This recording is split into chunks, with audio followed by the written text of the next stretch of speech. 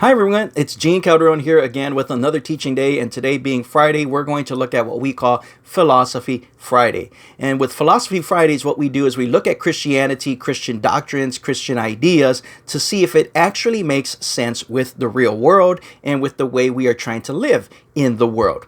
And so one of those ideas, when we talk about these ideals or these ideas about how God is, and many people ask, well, what is God actually like? Well, one of the things that we look at when we talk about God is we understand as God is the moral standard, moral perfection. He is the goal and the foundation of how we base everything right and wrong, good and bad. And so when we hear about that, well, some people will get the impression that God is like the kind of person who always tries to get in our business to see if we're actually enjoying ourselves. And if we are enjoying ourselves, he's going to be the person who steps in and says, stop it. Okay, that's usually what we get. That's the kind of idea that many people have in the world when morality is brought up. Because people see morality as something that just interferes or stops us from having a good time. Okay, and so moral rules, the reason why we understand more morality and having moral rules, it's more like directions for people. If you could picture us like human machines, it's meant to help prevent us from breaking down or straining or causing any kind of friction. That's what those morality or moral laws are like. And we all understand that. We all live by that because immediately when we feel like somebody isn't treating us right, we will bring it up and say, you ought not do that. Why? Based on a moral law. Whether you accept morality or not, you are always living by a moral law, even when you deny it. So this is usually why morals may always seem to be getting in the way of what we naturally want to do.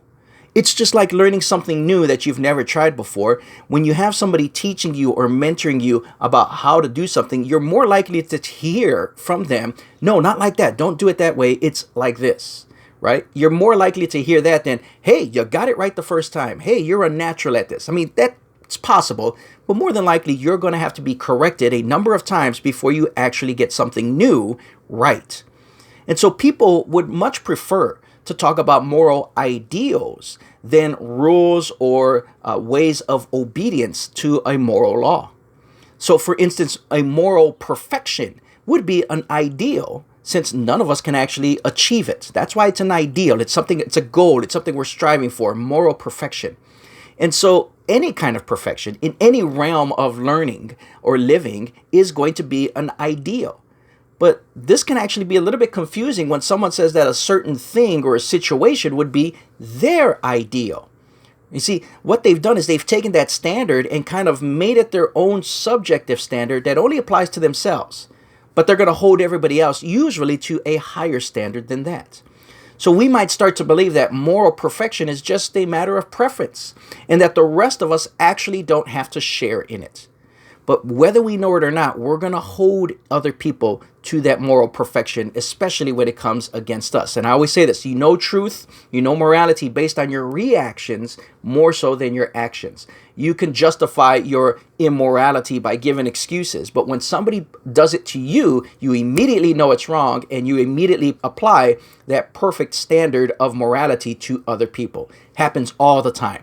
And anytime somebody denies it, I could usually catch them doing it within a matter of minutes. So it's not so much the ideal, it's the fact that there is moral perfection out there. Whenever we talk about perfect behavior and understand that it is impossible to achieve, it is still a much needed ideal.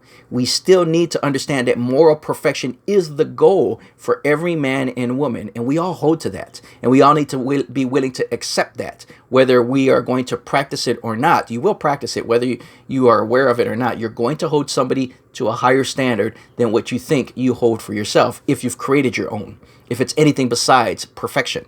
And so no one's going to achieve that. That's why it's an ideal. And that's why when we look at God, we understand he is the standard. He is the goal, but none of us will be able to get there. But we're still chasing after that ideal because we understand that that ideal is good. And that is what God is like. Ultimate, unlimited, perfect good and his morality in his ways and all things. So I hope that helps you when we talk about Philosophy Friday. We all hold to a perfect moral standard. We're chasing after it. None of us have achieved it. And we're all going to hold each other to that standard as best as we can.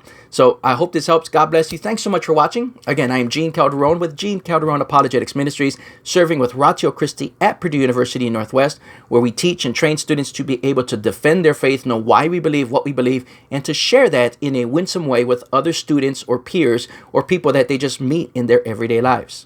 I also serve at Freedom Church in East Chicago, Indiana, doing Bible studies, serving with worship, and just going there, attending every Sunday morning. So if you'd like to join us, more than welcome to see that. If not, go to your home church, be a part of that, start serving in that church. And until then, we'll see you next time. God bless you. Thanks again for watching.